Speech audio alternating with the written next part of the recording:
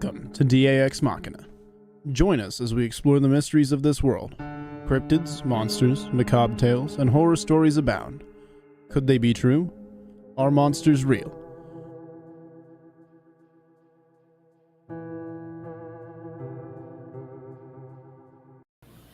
Good evening, folks, and thank you for joining us on this special edition of DAX Machina on Sunday. We're here on September 11th, commemorating the September 11th, 2001 events, and just wanted to do a special show just to commemorate that event and to say thank you to the first responders, military, law enforcement, everybody that responded to that event. And it was something that's near and dear to all of us, and we wanted to kind of come on here tonight and say a few words. Robbie, Anthony, thank you guys for joining us. You guys doing all right tonight? How you doing, Taylor? Good, thank you. No Dr. Pepper on your head. Where's the Dr. Pepper? Oh, I thought you said something about my bun. No, I said, where's the Dr. Pepper on your head?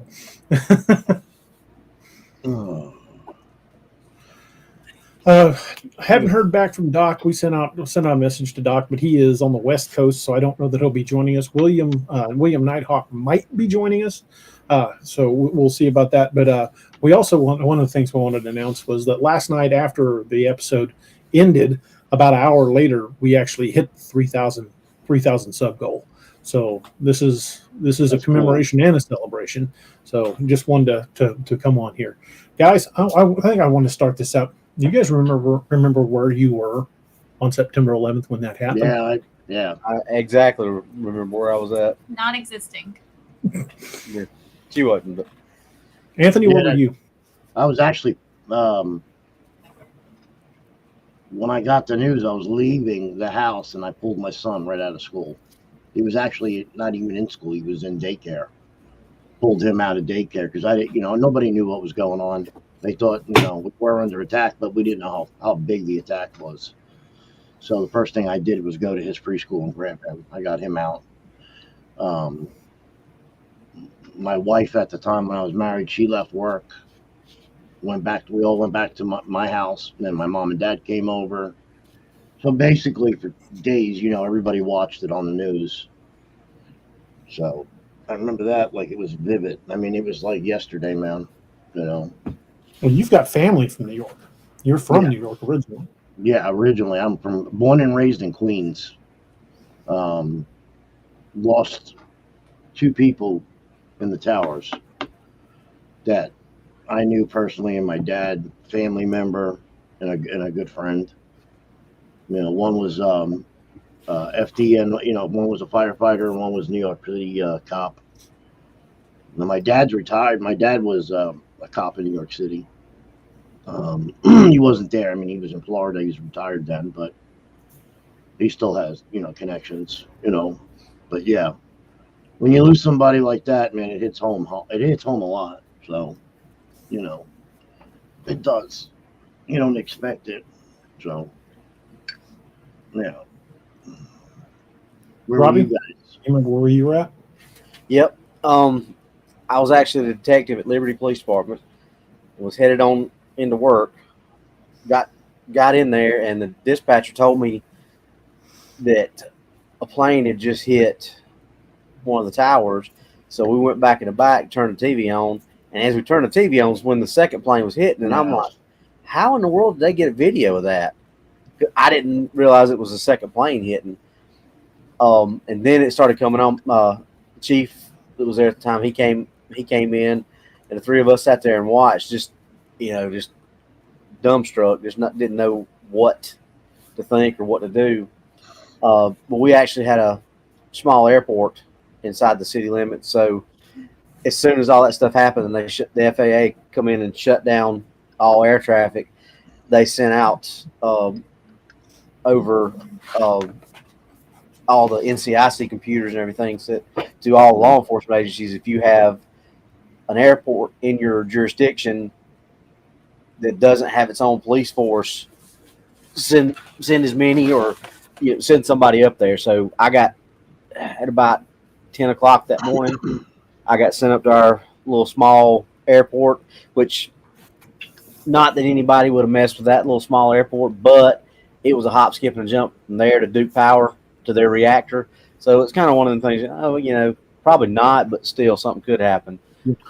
So I stayed up there at that airport from about 10:30, somewhere around in there, that morning till 10:30 the next morning. Wow. So yeah, it was a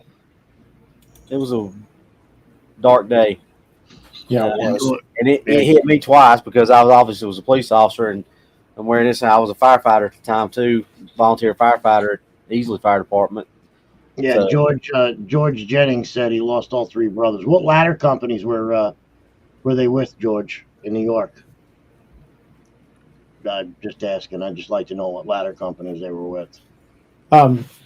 So At the time, I was actually working in a factory. I had kind of taken a hiatus from things, but I was working in a glue factory of all things, and I was working the overnight shift and had worked over. And they got on the intercom and told everybody to shut their machines off and get to the break room. And we went up to the break room, and they got us up there just after the first plane hit, and I watched live as the second one hit. And they just turn around and go back, shut your stuff down, and go home. And we did. And I was driving home. I had this little blue little Dodge minivan. No, it was a Plymouth Voyager. I'm sorry, it wasn't a Dodge. And I was driving home, and I remember making it about halfway, and I was listening to the coverage on the radio. And at that point, I just pulled off to the side of the road and started shaking. It took me about 10 minutes to get back under control and made it the rest of the way home. And I immediately told Annette, I'm going back in. I'm going to go back in the military. She said, no, you've got small children. You're not going back in. And it was all she could do to keep me from going back in. And I don't know, part of me still regrets that I didn't. But the boys were all very small at the time. So I get why she didn't want me to go, but still, but then, I did the rest of my career with law enforcement, and I still felt that on an emotional level, it still bothers me even when I think about it now. We were just talking about it a couple of days ago, me and my wife and two of our boys, we were talking about it. And Nick, my middle son, he said, I was too young to remember when it happened. What was it like? And I described it, and it only took just a couple of minutes where hell, even now I feel like I'm gonna break down and cry a little bit. That was our Pearl Harbor. Oh God, yes. Yeah, that was our Pearl Harbor, like what our dads and grandfathers went through. Different. It was different than Pearl Harbor too, because look how many first responders that were there at Ground Zero developed cancer. Oh, afterwards, yeah. There was deaths related to 911. I mean, probably even today. Yeah, they're still going through it. First Responders, civilians that were there, anybody that was in the area was breathing that dust in. It was full of asbestos, and there were so many people that were running into that tower when everyone was running out. And the thing with Pearl Harbor, at least, and not that this excuses it by any way, but at least that was a military target. It was strategically a military target. World Trade Center was nothing military about it. That was just a sheer act of terror. Yeah. Yeah, that was cowardice. They were just cowards. That's all they were. What they did on that day changed a lot of policies in the United States. Yeah. It changed the U.S. forever. I mean, we'll never go back to where we were before then. No, I mean, the Patriot Act, that's, even to this day, that's still affecting people, that Patriot Act thing. Basically, they could spy on you anywhere you are in the United States. Yeah, and remember, going through airport security was nothing. I hate to say it, but airport security was pretty lax. Oh, yeah, it was. Now, Jesus, you can't even take fingernail clippers with you. Oh, no, you can't even, nothing. Bottle liquids. You got to make sure it's like under an ounce or something like that. Yeah, there's all kinds of rules and regulations. It's ridiculous what they do now. Get ready to take your shoes off and. Oh yeah, body scans and then the X-ray scans for the body and. Not just the towers. There was that flight that went down on the Pennsylvania field. They were calling. That was actually headed to the White House. Yeah, but they were saying, I don't know what's going to happen, but we are not going to let them take this. We're not going to let them crash this plane. Have you ever listened to the audio on the plane? Yep. Cold chills. You want to listen to some crazy audio? People in comments, I mean, pull it up and listen to the audio. You'll see how all these people on the plane got together and just said, "The hell with it." Yeah, we're not letting this happen. No, and they brought the plane down. They brought the plane down, not the terrorists. The thing that sticks with me, and I know this happened more than once, but you guys will know the exact one I'm talking about, is the image of the jumper, the guy that jumped from the tower. Yeah. And that one gets me. I mean, it gets me every time. Yeah, I mean, what was going through his mind? Either burn to death or dive out of a 20 or however far up. He was high up. He was probably halfway up the tower or more, probably 50 stories. Yeah, they had him on the phone. I listened to the tape. He said it was so hot in there that's why he jumped. It was so hot in that air in his office. It was ridiculous, and that's why. And it wasn't just him; it was a lady too that was on the phone that jumped too, that came down. Yeah, I think there were several that jumped. Yeah, I mean, I remember the cops that were on the bottom of the tower.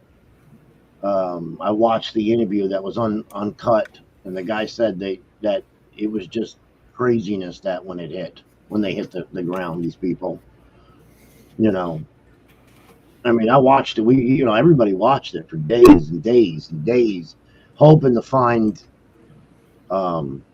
survivors. I mean, they found a couple. They did find a few. Yeah, don't get me wrong. They found a couple of transit cops. They found a couple of firefighters that were still alive. That's where the movie comes from, World Trade Center. Nicolas Cage plays one of the firefighters. Or a cop. I think it was a cop. No, he was a firefighter. And that No, I think he was a cop. Was he? I think he was. It was a cop. I think he was a transit cop, and him and two others survived. They were actually in the subway under the World Trade Center, or in the basement area when it came down, when it collapsed. So, I mean. And then you got people, that one lady says that she rode down the rubble. Did you remember that one? The infamous lady from 9/11 that she was standing on top of one of the parts of the World Trade Center. She said she rode down that was a fake. That was a lie. They found that out. So, Lene Perkins said, "I had a nightmare last night about those people who jumped, couldn't stop crying for a while." Yeah, it still shakes me when I think about it. Yeah, it actually shaped. How are you? What's up, brother? It shaped our country. That's why I thought he was a firefighter. Yeah. It shaped. Fire It shaped it.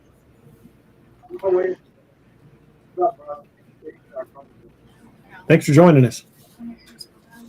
I appreciate you having me on. Well, I'm glad you did, because I'm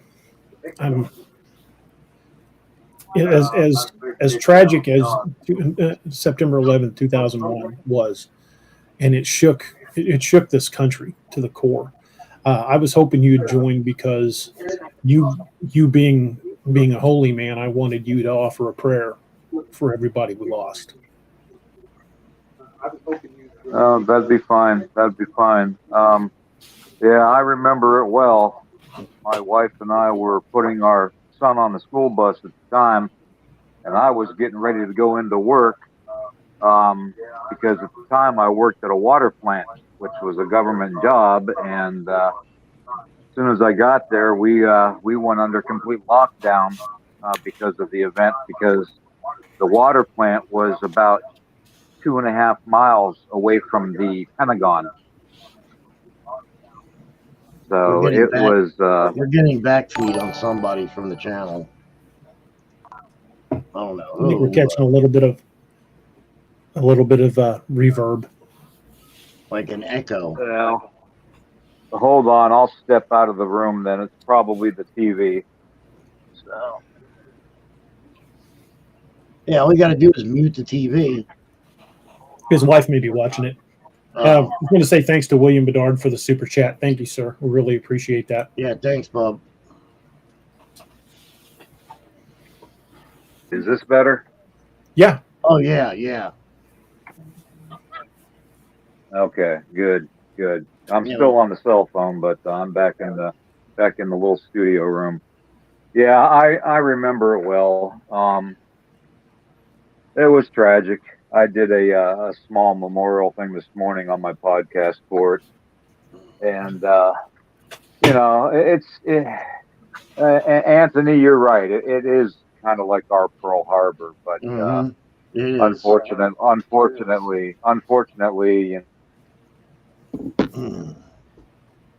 Oh, we lost William. I expected it to happen. No, he's there. Oh, there he's back. We lost you there for a second, William.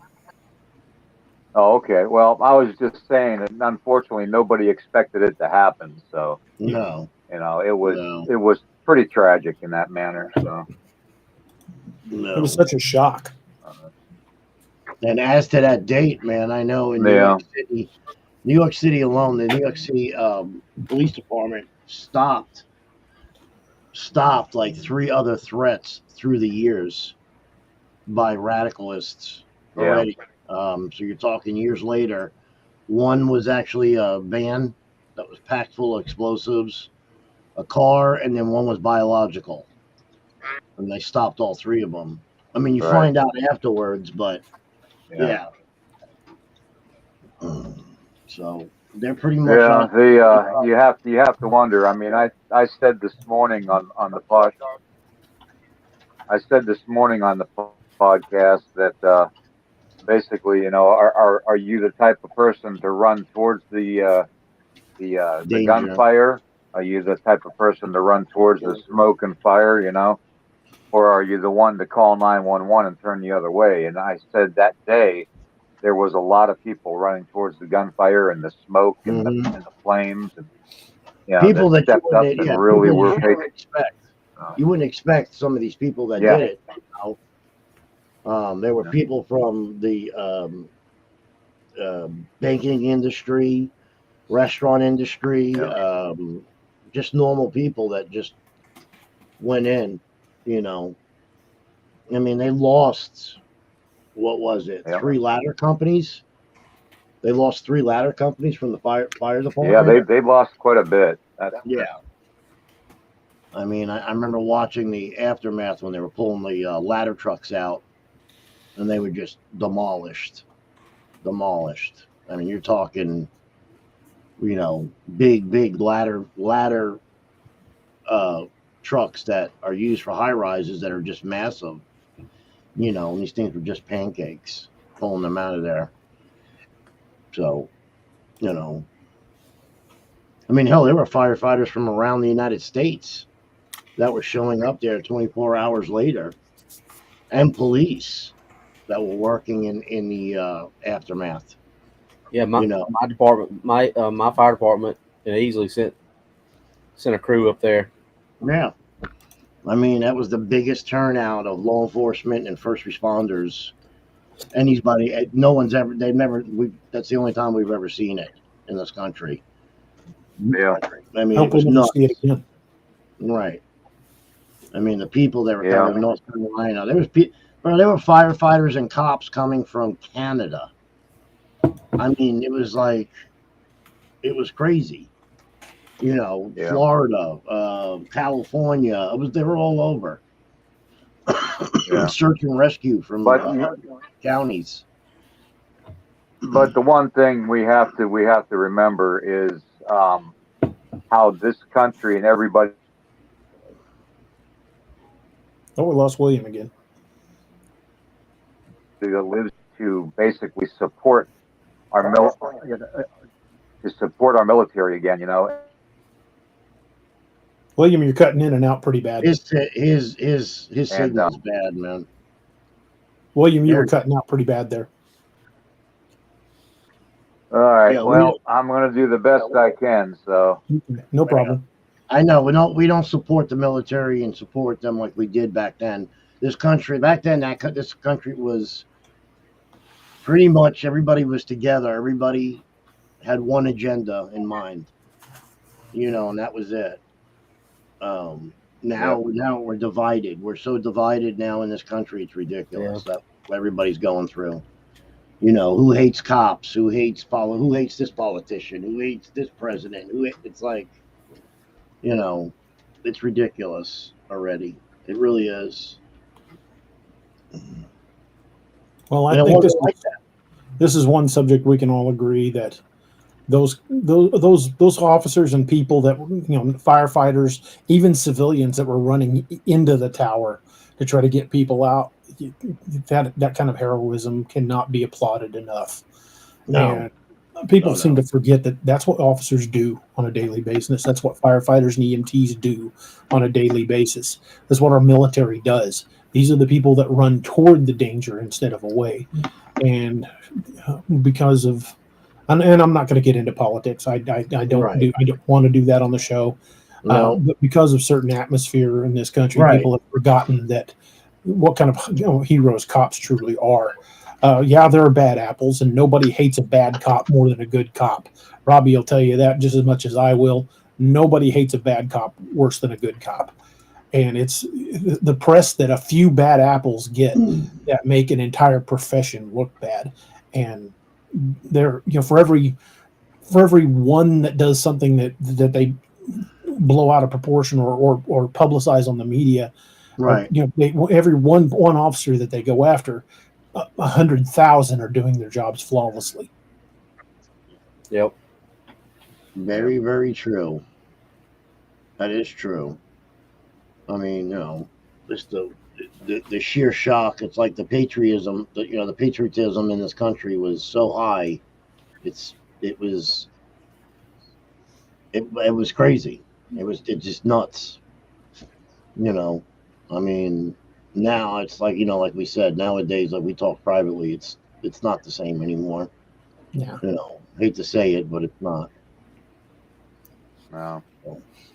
No, I tend to agree with Anthony on that. It's not the same anymore. It's something's changed, something's shifted, something's broken, and my people call it the sacred hoop, the sacred hoop of life, and for the longest time we've had it mended, but here lately it's broken. So, and I'm not trying to get into religion or anything like that, but I mean and I'm not. It's like the end of times. That's what it is. It's like Revelations. It's a process that it's a step that we're going through in this country. It's not even in this country. It's all over the world. What's going on? It's craziness. It used to be that no matter what was going on in the rest of the world, the United States was stable. That it was always a place where we had our moral compass, right? And we had our crap together. But now it's just like everything that is caught up to us, and it's rampant in our country too now. So it's just like it's because they allow it. The politicians are allowing it. I know DA doesn't want to get into it.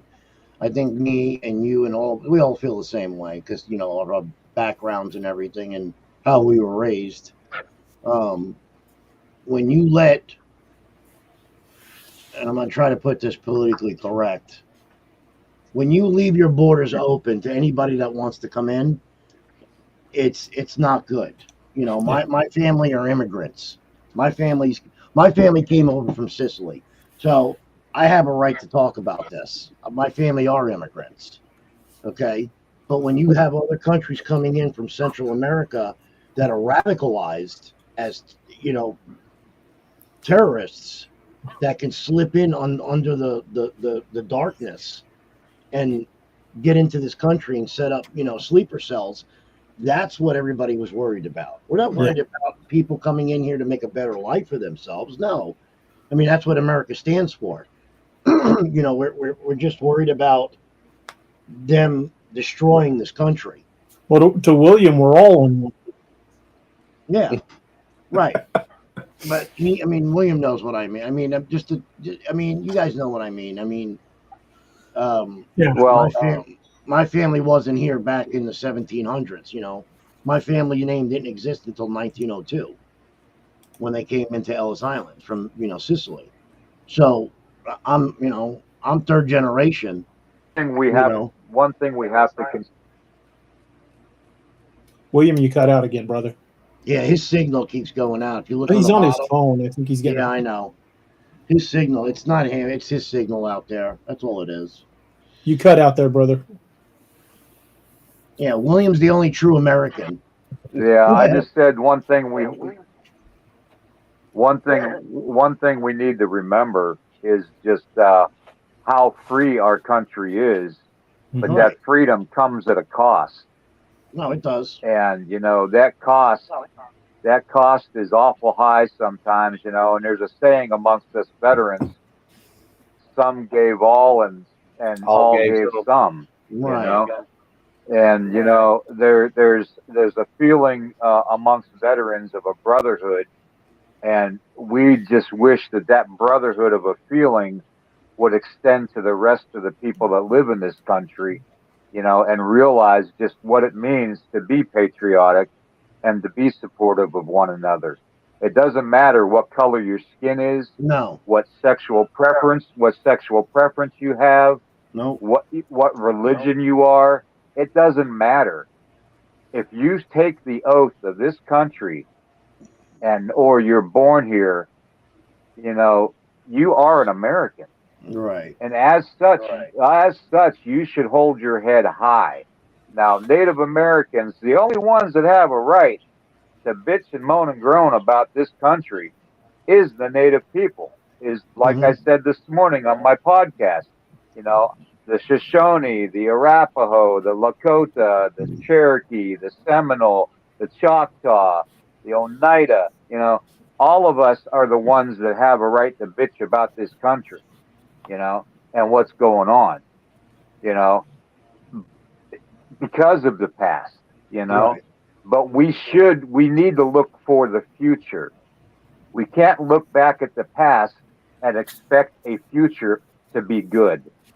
If you keep looking at the past, you're only going to expect. Oh, we lost William again. Yeah, it's his thing on the bottom. You'll see an X go up. Tragic. There he is. Yeah, it's Anyways, pretty much craziness. What was that, William? We're losing him again.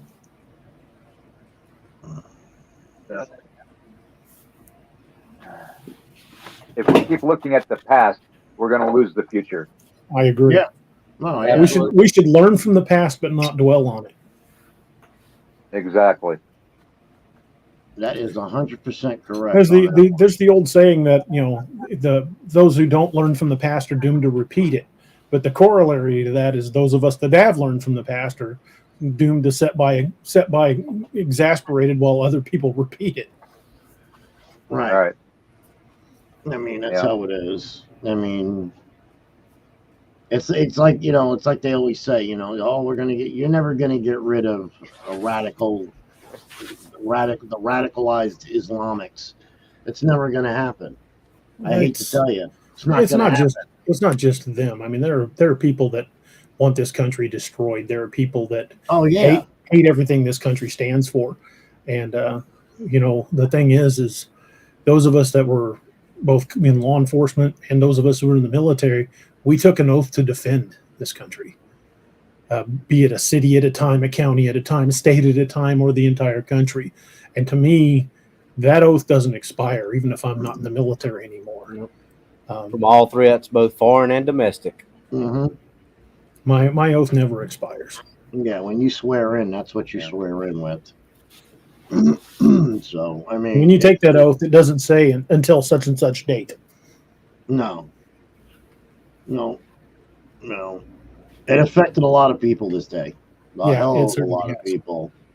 And that's not not just New York. I mean, you got the Pentagon, you got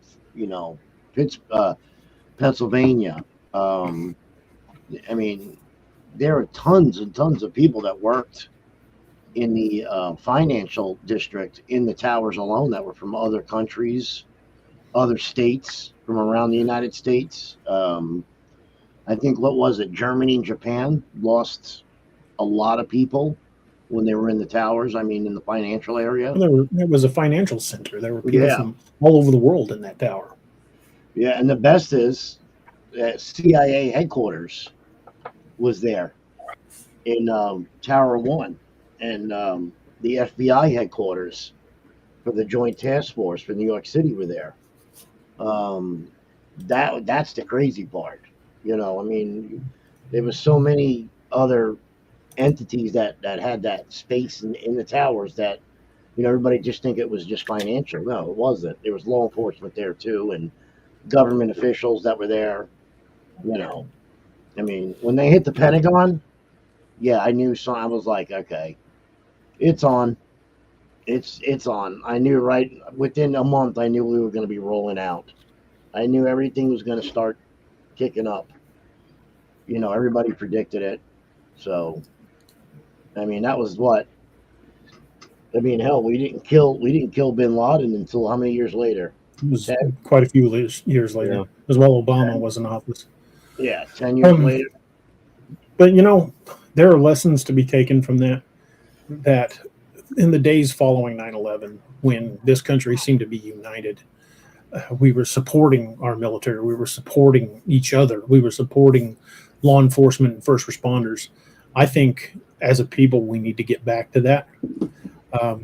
As much as I never want to see another September 11th, 2001, I would love to see another September 12th, 2001, when everybody was together. Yeah. We need to remember that we're all in this together. Yeah, they say everybody's in the same boat. Well, that's not necessarily true. We're all in the same storm. Some people are in yachts, some people are in canoes, and some people are treading water. And those of us that might be in a canoe or in a slightly bigger boat need to remember that, to reach that hand out to those that are just barely treading water, because we are all in the same storm.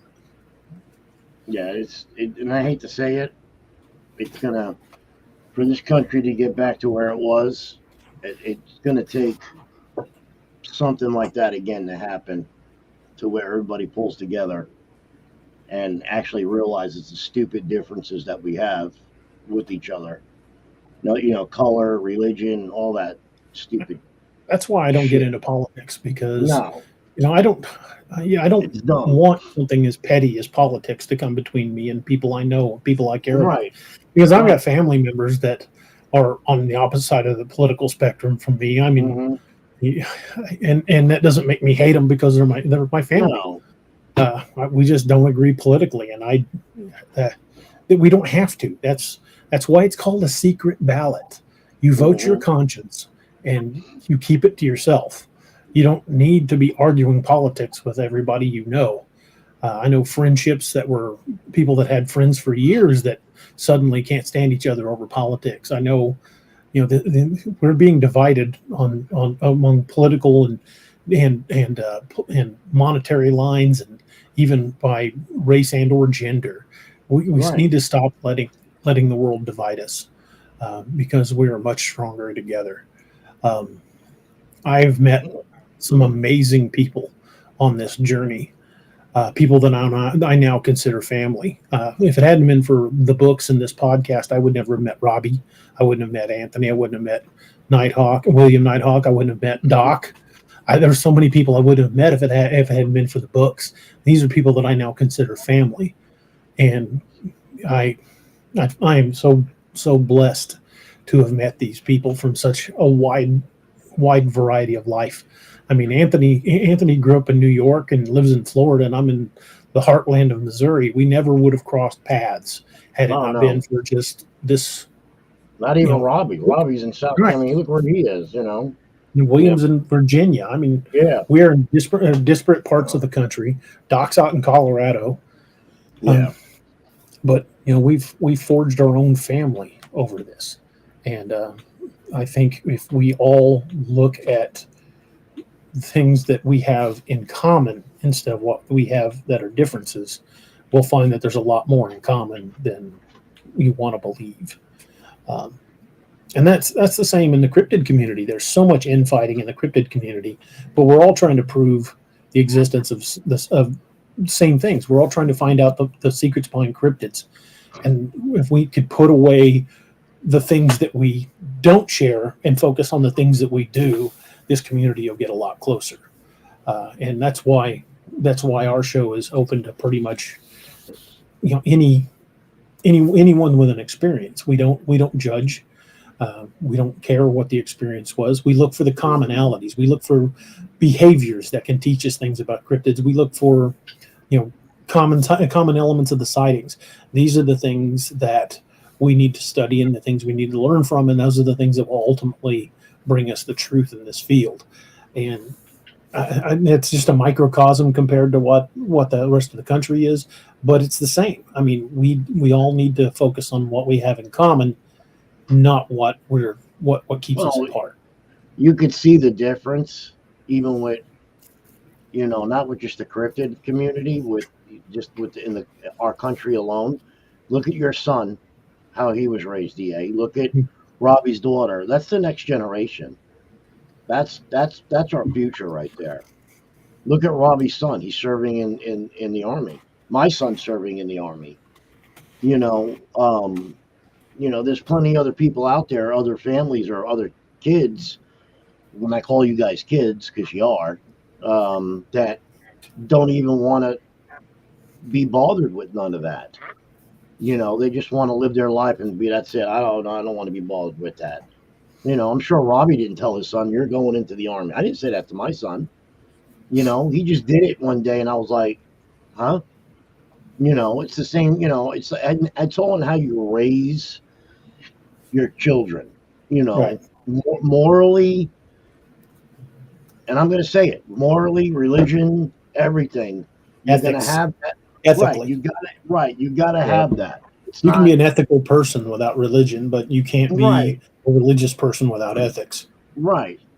I mean, and that's the difference. I mean, we've got the young generation blood right here. Look at her. She's sitting here with us going, wow, these old guys, they're just flipping crazy, No, I mean, you got, that's our future right there.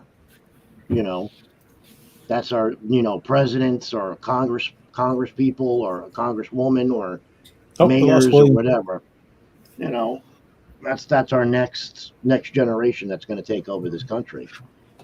Yeah, he's gone. His signal's not that greatest out there, I think. So, well, hopefully he'll be back.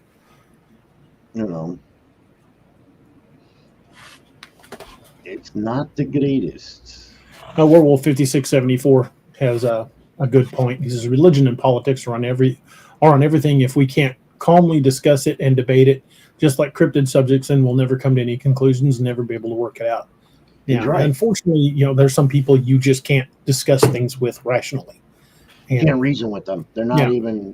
They don't want to listen to your point of view. They don't care about your point of view. All they care about is their own, and that's the problem. And I'm not pointing out any one side. There's people on every side that are like that. It's when people will stop thinking about that, thinking they're the only one that can possibly be right. Then if they'll start listening to reason, if they'll start listening to each other instead of standing on that ground and refusing to listen to anybody's point of view but their own, then we'll start finding some common ground. Can you all hear me better? Yeah, definitely. Okay. All right.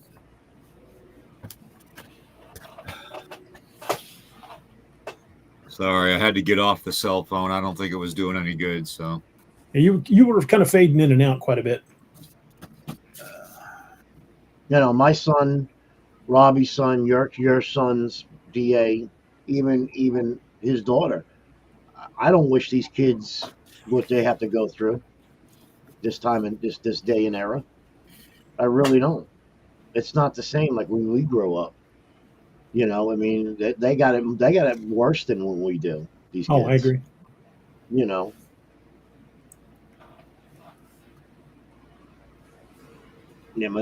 Everybody lives in. I mean, that's all they were brought up around, living in fear.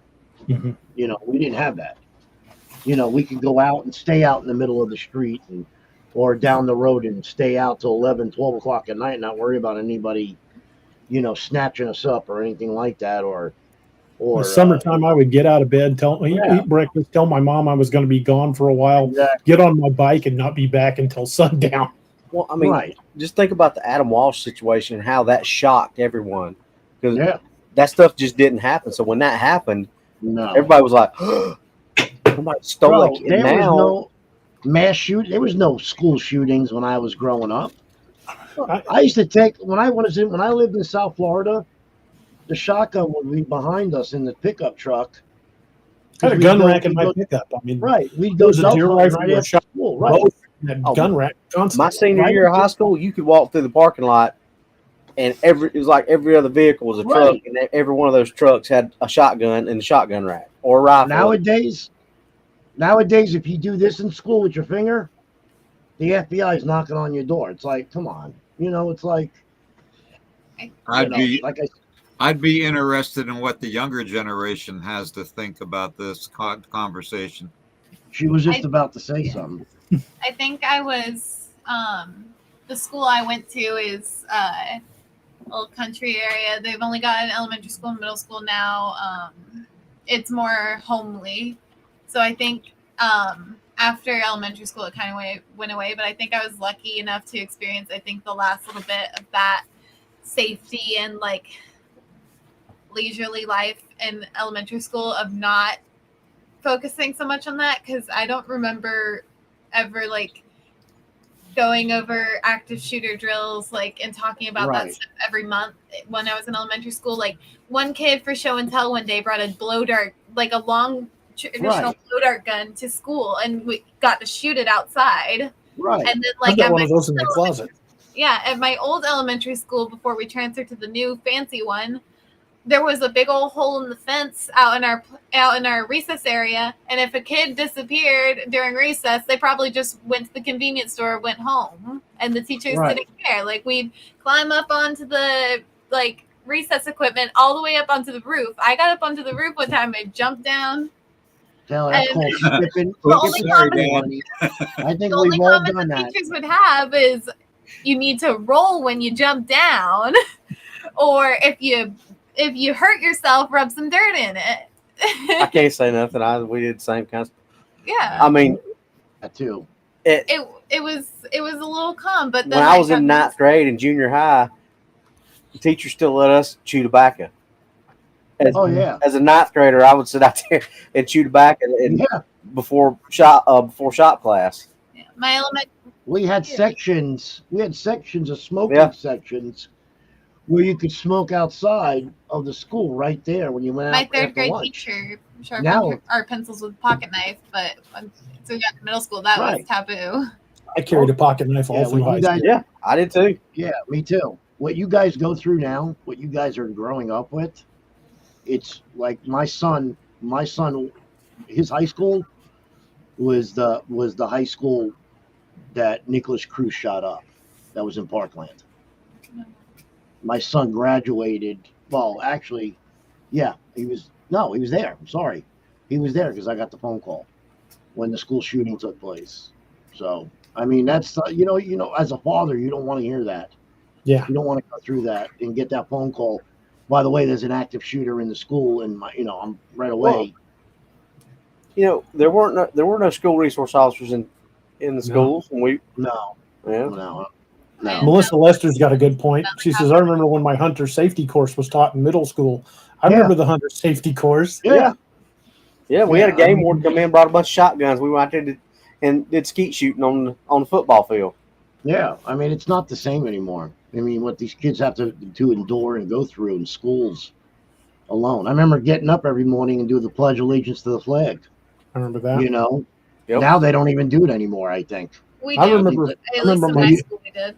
Well, where you guys are at, yeah. But you get us, like DA says, he doesn't want to get into it, and I agree. But you go into some of these other areas, they don't even put up an American flag in some of the schools. It's ridiculous, stupid. It's in stupid. High school, it felt more pressure. Like, oh, we need to be careful who we let in the school. You need to be careful where you're just careful.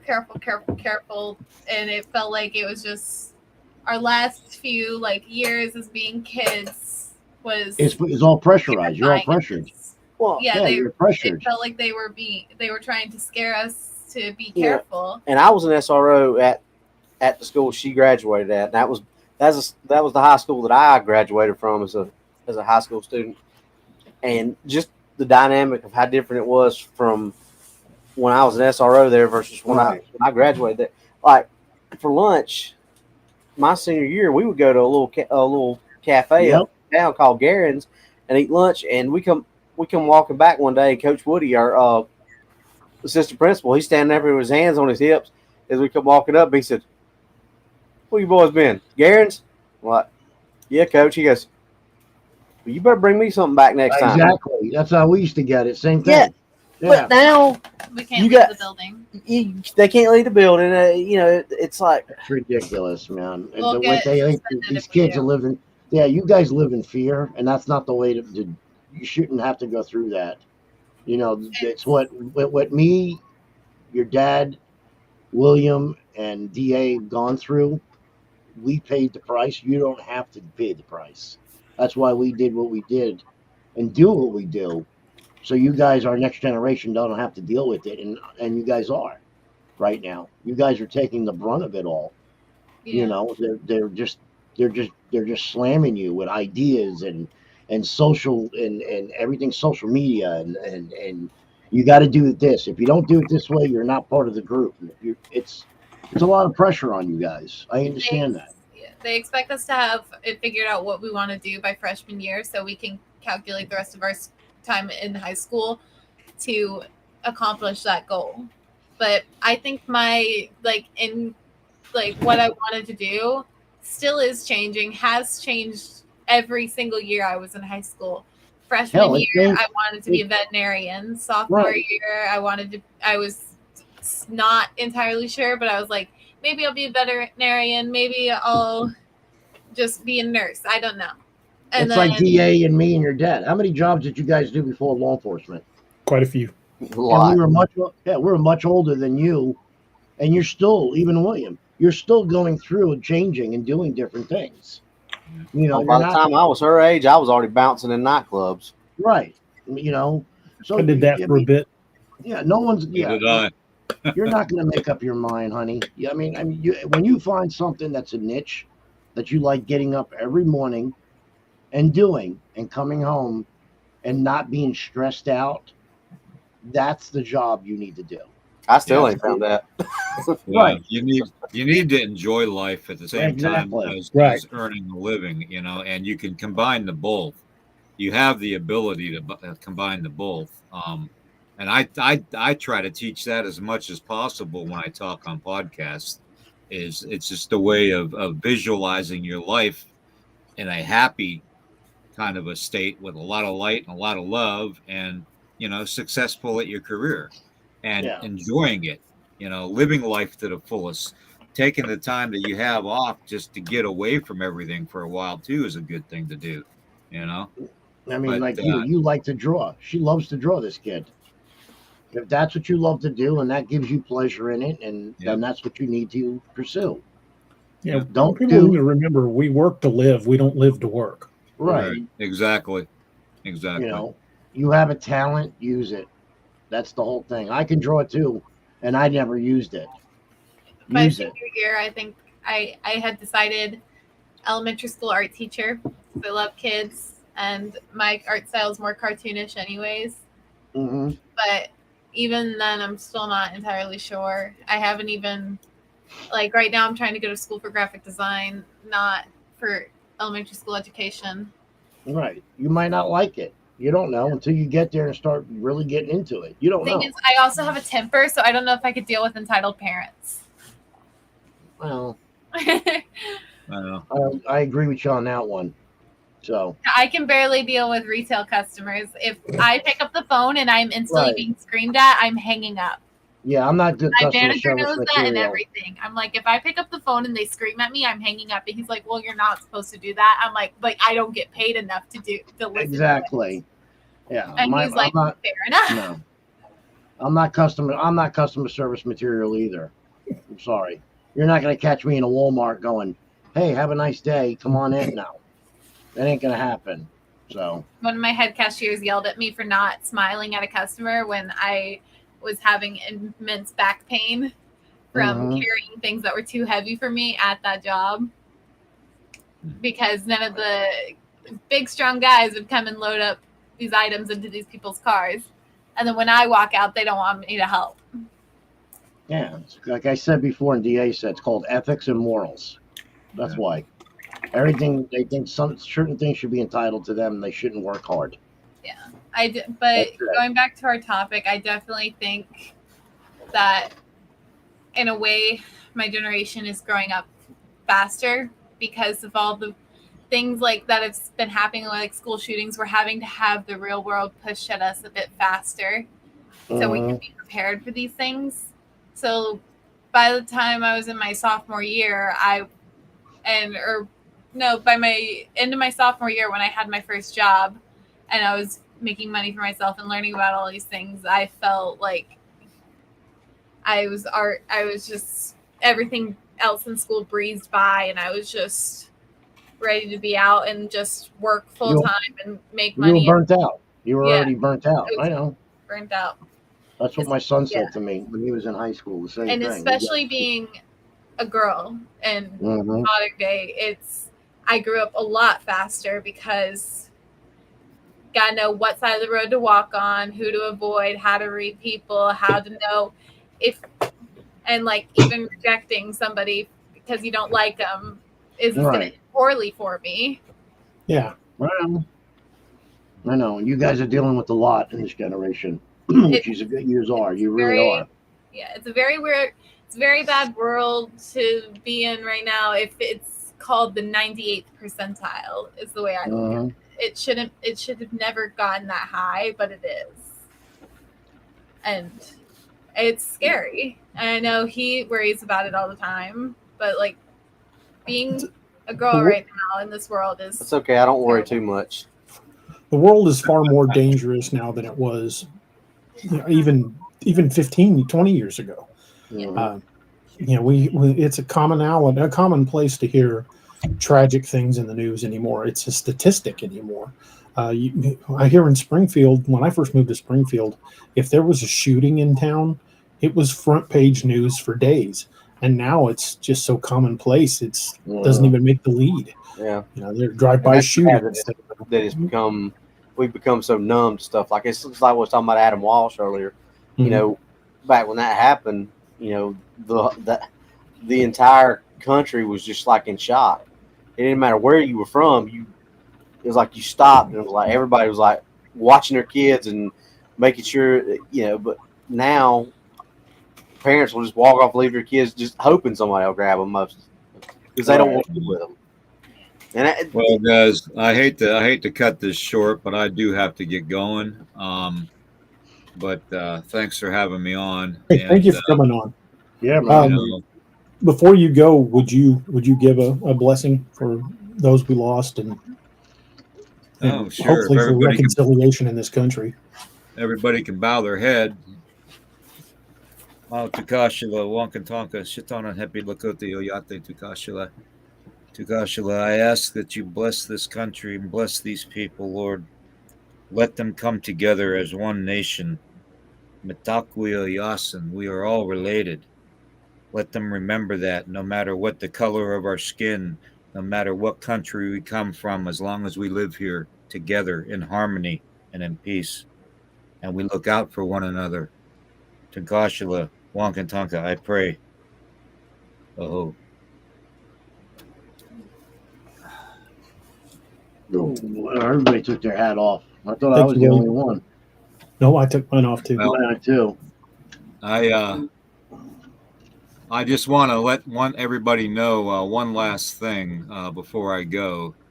That it's like I was saying earlier, that it doesn't matter where we come from, what our background is, what our religion, our sexual preferences, our color of our skin. It doesn't matter. What matters is what's in here. It's called walk in beauty. Walk with respect for everything, from the ant to the grass to the tree to the sky. People that walk upon Mother Earth. It's called walk in beauty, you know, and we need to remember that. We need to be as that is. We need to work as a function extended family to accomplish everything together, not separate, but together. I agree. So 100%. on that note, I say God bless America and God bless our military, our first responders, and all my extended family. You know, you're all in my prayers. So Thank you, William. Thank you, brother. Thanks, William. Thank you. You have a great night, man. you too. Night. See you, brother.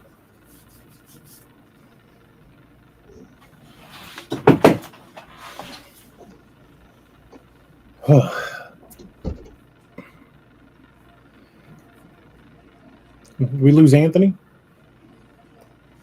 I don't know if we lost him. I figured he just was doing his normal thing, but I hadn't heard him. Yeah. I don't know if he's went to get coffee or something. I want to thank William for coming on. He's such an amazing guy. Not only is he a wealth of knowledge, but he's a very, very spiritual individual, and I am very, very proud to call him my friend. Yeah, same here. I appreciate that he came on and offered that blessing, not only for those we lost, but for the country as well. And I agree with everything he said. I mean, I hope that we all remember that we are one people. You know, just because we might have different political views or different religious views, you know, we are one blood. If everybody was suddenly had no skin, if we were just blood and muscle, you wouldn't be able to tell us apart. Maybe anthropologists could, but it would be studying minute bone differences. We are all human.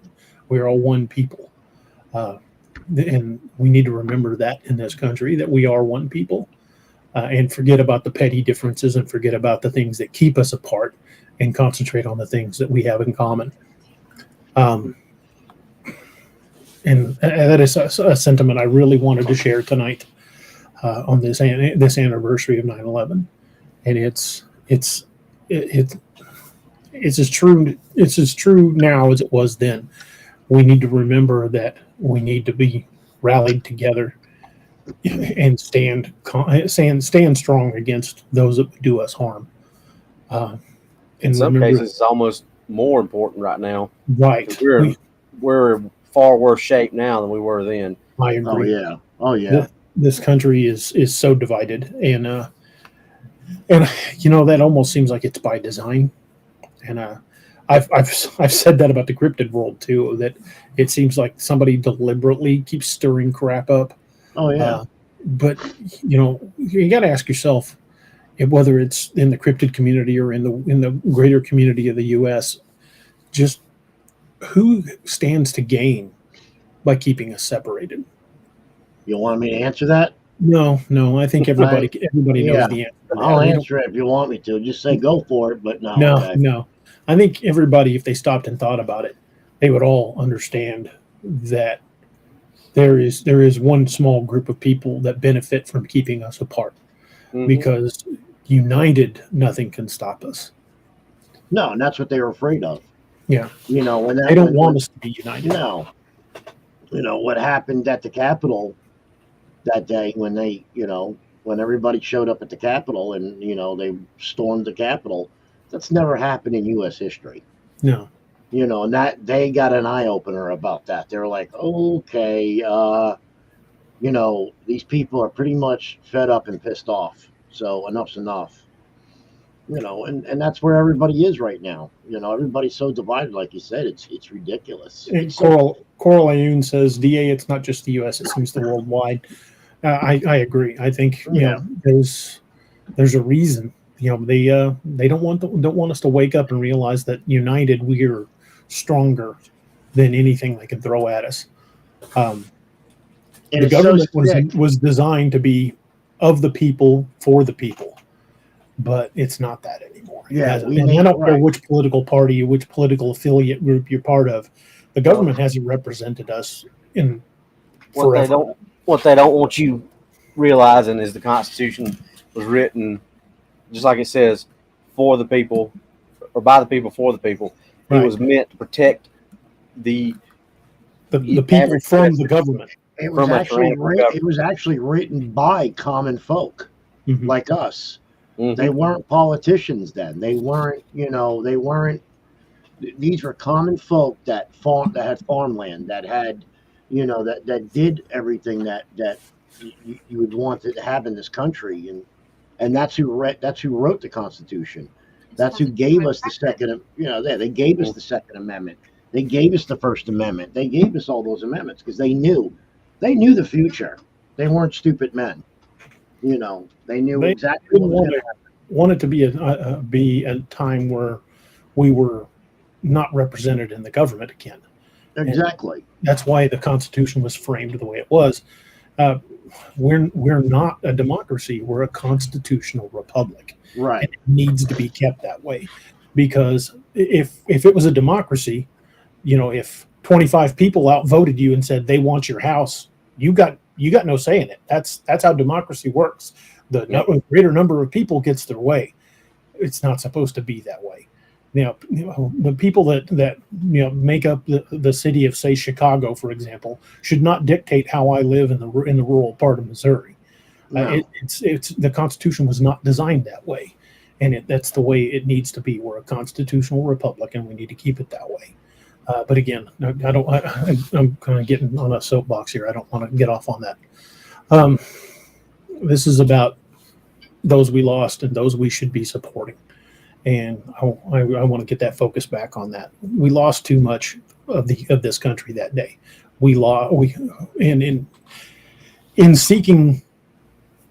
In seeking security from that happening again, we gave up a lot of freedom, and that's the truly terrifying part. That people were willing to give up freedom for safety. Right. We need to remember those freedoms are there for a reason.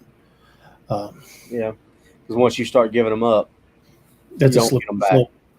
It's a very slippery slope. And anytime you give power to the government, they will not give it back, no matter what they say. The income tax that we all have to pay every year was only put into place to pay off the debt for World War I. Right. It was supposed to go away when that debt was paid off, and it didn't. Yeah. Meanwhile, they hired. How many more IRS agents they hired? 174,000, I think is what it said. The thing was, is we had roads and schools and infrastructure before the income tax was put into place. Mm-hmm. We had all of that. Well, there's a constitutional law that says you cannot tax a man's wages. Yeah, but they do. Guess what? They're doing it. And the thing is it's not just that. It's you make an income and they tax that income, but then you buy a house and they tax the property, and you already paid taxes with that same money. But every tax after income tax is just taxing money that's already been taxed. Exactly. Hell, they're taxed even. Don't even. I'm not sales tax, property tax. Property tax is the fine you have to pay for owning something, because you don't really own it. I mean, even if it's paid off, if you don't pay the property tax, they'll take it. They'll come and take it. And if they can take it, you don't really own it. Yeah. I'm not even going to get started on that rabbit hole. Yeah, we don't need to go that way. But folks, just think of what the way we were on September 12th, 2001, how this country came together. We need to do that again. We need to support each other. We need to be there for each other. Right. And we need to remember that just because we have differences doesn't mean we don't have commonalities as well. Not even that. Go back, all you young people, or go back and watch clips from World War II. Watch how they acted in the streets after the war and during the war, and what we did and how we acted in this country, how laid back and together we were. It was just, everybody was so together. It's not the same anymore. I remember hearing stories Well, You know. the easy thing to do is watch how they treated our troops that came home from World War Exactly. II, and then go Exactly. watch how they treated our troops that came home in Vietnam. Yeah. Exactly. That's when we knew we were in trouble. That's exactly what happens. My uncle tells me that too. You know, John tells me that. You know. I had 3 brothers in Vietnam. I heard firsthand Yeah. what happened when they came home, and it was tragic how those soldiers were treated, and it was all because of politics. And politics to me is a dirty word. I mean, we need to remember that we need to vote the way our conscience is, but for what truly is best for the nation, not what's best for certain political interest parties. Because whether we believe it or not, whether we want to admit it or not, politicians are bought and paid for by the lobbyists that put them in office. They don't give 2 craps about how we want them to vote. They vote the way they're paid to vote, and that's got to change. Yep.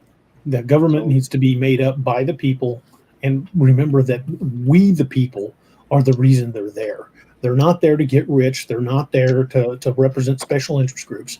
They're not there to represent corporations. They're there to represent their constituents. And our government seems to have forgotten that.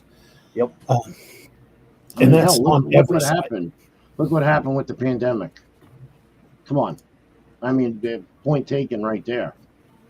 You know, how do you shut down a country that long and don't expect repercussions? Yeah, And it's people fallout losing- from that is not done. No, everybody's still feeling it. Yeah. You know, But- I mean, it's ridiculous. Well, let's not talk about that. That's a pretty touchy subject with everybody. I know. We're just mean, nasty old men that are pissed off. That's what we are. I know, people. And we have a right to be. So, you know what? Oh, well.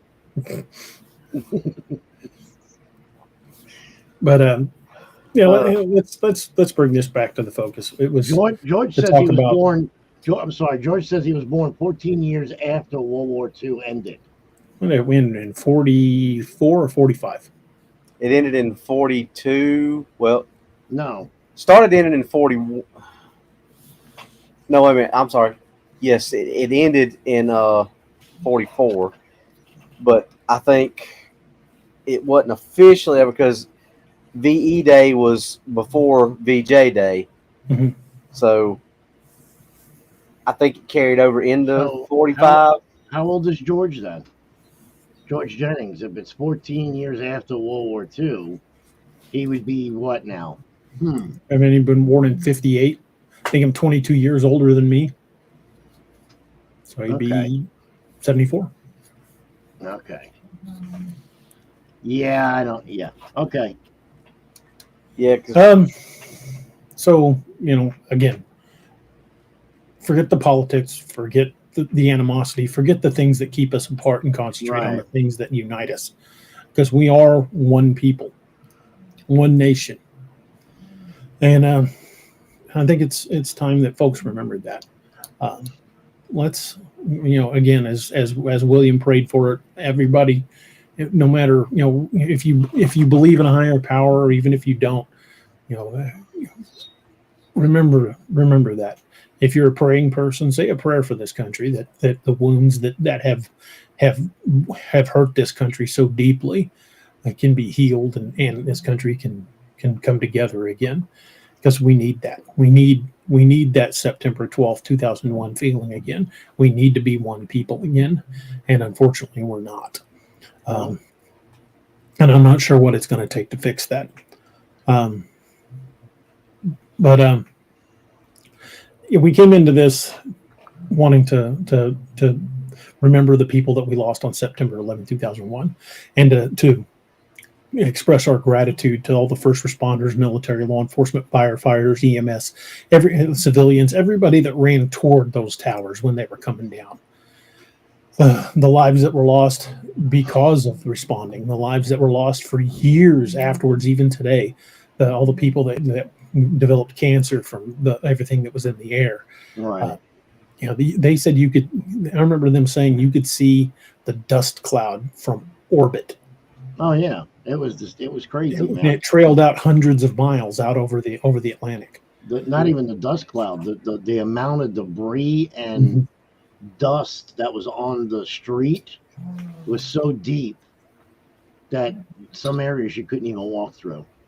I mean, just the dust alone was like walking in real fine powdered sugar. I mean, it was just so. It was crazy. It was nuts. I remember being down there and seeing that. And it wasn't just the towers that went down. There was There were numerous other buildings that came down because of and it. people that they don't talk about that. There was numerous buildings around the towers that came down on top.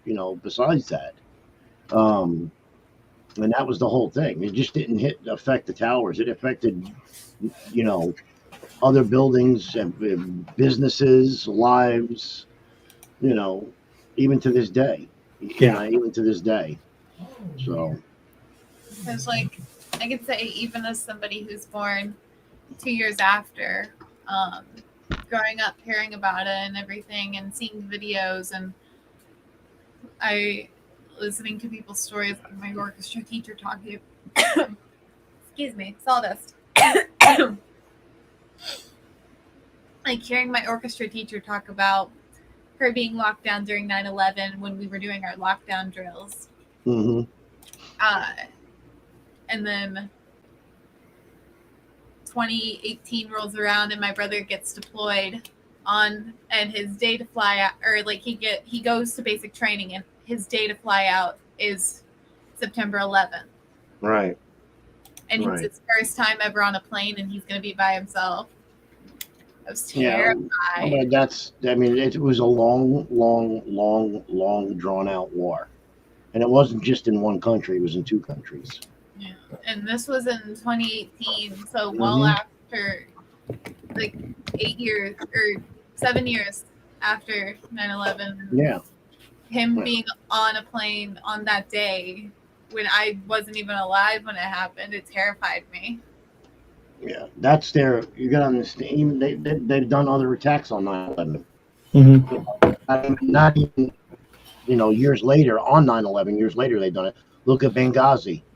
They attacked the consulate. I mean, if it wasn't for those, contractors that were over there, basically that would have been a massacre. But yeah, they've done other attacks. That's the world we live in now. And that's the world you guys are going to have to live in. Me, your dad, and DA are going to be long gone, in the future. And you guys are going to have to deal with all these repercussions that what we experienced, what we seen before you were even born. So it's going to affect you worse than it affected us. How many people are in chat? 55. Yeah, I can't see. So I can't see. One thing I wanted to say is last night when we did the show, we were building up very close to the 3,000 subscriber mark. Right. Not only did we pass that within an hour after the show being off, we're well past it. We're at 3,025 right now. I want to say a big thank you to everybody that made that happen.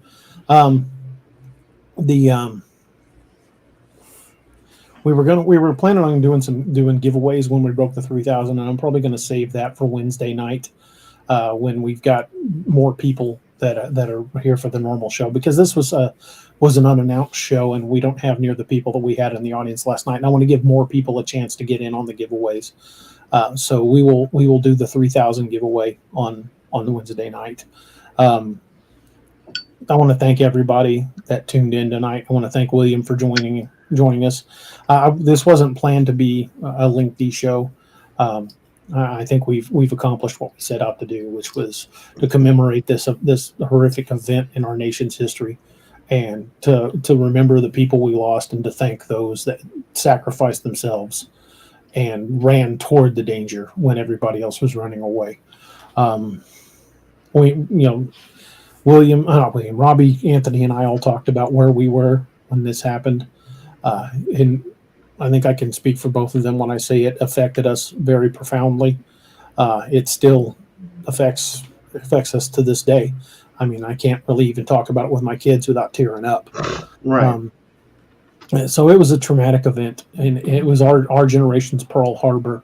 It was a fundamental change in this country, and it set us on the road to where we are today. And I hate that our country is this divided. I hate that this world is this divided. We're a powder keg, and it's not going to take a lot to set it off. But if we come together, we can prevent that from happening. So thank you guys for being part of this tribute show. Thank you guys for joining us. Yes.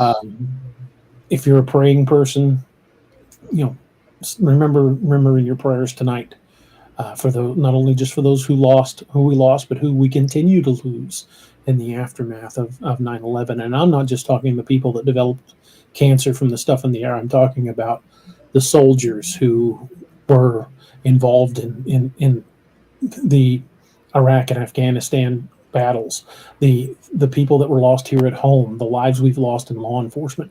We lose hundreds of officers a year. And one thing we don't talk about, and it's kind of something that stays behind the thin blue line, and this is something that affects me deeply. If you go to the Officer Down Memorial page, you can see what I'm talking about. We hear in the news sometimes, it doesn't get the attention it deserves, but we do hear in the news when an officer is killed in the line of duty. But we don't hear about the number of officers who have taken their own lives because the job became too much for them. We don't hear enough about the soldiers, the veterans who have taken their lives. The 22 a day foundation that's dealing with veteran suicide. We're losing 22 a day veterans. That's not counting law enforcement or first responders. The human mind can only take so much. And I can tell you, even though I'm in a relatively small part of what's considered a flyover state, we still see our fair share of crime. And officers in the big city see it a lot more common than we do. But officers see humanity at its worst. We see blood and death in car wrecks and in murders and crimes that affect women and children. I can tell you, I know a lot of officers who have cried after seeing what's happened to children. I know officers that have gone home and just shook. A lot of guys have turned to drinking, and there's a high suicide rate among cops. Don't let a few bad apples ruin your perception of these men and women who put their lives on the line for us every day. And that's officers, that's first responders, that's firefighters, EMS, soldiers. I don't just mean the Army. I mean every branch of the military, because these people are dealing with things that if you haven't put on that uniform, you will never understand. They have seen humanity at its worst. We have seen the face of evil, and it affects us on a very deep level. So many officers, so many people struggle with depression after years on the job. And I don't think I'm speaking out of school here, giving away any big trade secrets, but a lot of that stays behind the thin blue line because we don't like to talk about it. And since I'm retired, I'll talk about it. It's something that I take very, very seriously and very dear to my heart, because I've lost brothers and sisters in uniform. I've lost people to suicide, and it's a horrible thing. And nobody should feel alone, and nobody should have to face the kind of things that we faced and not have a support system to understand it, to let us know it's okay. And all brothers and sisters that are in uniform out there, if you're listening to this podcast, it's okay to talk about it. It's okay to cry. It's okay to reach out when you can't do it anymore, because I've done it. I've talked to therapists. I was badly wounded in the line of duty, and I had to talk to a therapist before I could go back, because my hands would shake when I would try to put my duty belt on. We face traumatic incidents. We face things that again, and I'm not trying to make light of this. If you've not been in a uniform, you just wouldn't understand it. And yes, there are bad people out there. There are bad officers out there. And again, I reiterate this. Nobody hates a bad cop more than a good cop. We want them out of the profession as much as you guys do. But for every one that does something horrible, there's 100,000 or more doing their job the way they're supposed to. That treat the badge and the uniform as what it is, an obligation to protect the people. Look at Robbie. You know, I'm not busting balls, but single dad doing what he has to do. You know. So, just if you're a praying person, just think about that and say a prayer for those men and women in uniform, because they really do shoulder a weight that most people, thankfully, will never have to understand. They are the gatekeepers. They are the sheepdogs. There are three kinds of people in this world. There are wolves, there are sheep, and there are sheepdogs. And the sheepdogs keep the wolves at bay. And a lot of people fear the sheepdog because it has teeth and it reminds them of the wolf. But the sheepdog doesn't prey on the sheep. The sheepdog protects them. So keep that in thought. Go to the Officer Down Memorial page and look at the number of officers that die in the line of duty each year. And remember that it's probably 2 or 3 to 1 on officers who are killed in the line of duty to the number of officers who have committed suicide. And think of the 22 a day program, the Valhalla Project, supporting charities that help to try to bring that number down, try to take 22 a day down to 0.